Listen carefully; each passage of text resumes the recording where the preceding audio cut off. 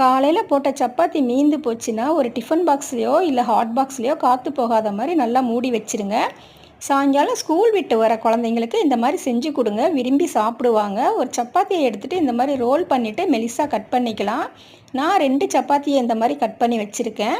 இது கூட 2 பெரிய வெங்காயம், ஒரு குடமிளகா, 2 தக்காளி, கொஞ்சம் கொத்தமல்லி தழை பொடியாக நறுக்கிக்கலாம். ஒரு வடைச்சட்டியை வச்சு எண்ணெய் ஊற்றி காஞ்சதுக்கப்புறம் சோம்பு, வெங்காயம், தக்காளி, உப்பு, மஞ்சத்தூள், மிளகாத்தூள், 1 ஸ்பூன் கரம் மசாலா எல்லாத்தையும் போட்டு நல்லா வதக்கிக்கலாம்.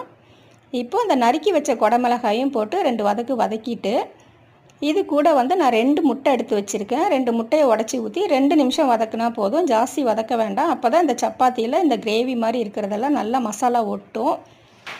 இப்போ பாருங்கள், நல்லா உங்களுக்கு உதிரியாக இருக்குது. இப்போ 2 நிமிஷம் ஃப்ரை பண்ணிவிட்டு ஜீரகத்தூள் சேர்த்து கொத்தமல்லி தழை சேர்த்து நல்லா வரம்பு இந்த மாதிரி இருக்கிற டம்ளரில் இந்த மாதிரி நல்லா இப்படி பண்ணுங்கள். சூப்பராக இருக்கும். பிடிச்சிருந்தா லைக் பண்ணுங்கள், ஷேர் பண்ணுங்கள். நம்ம சேனல்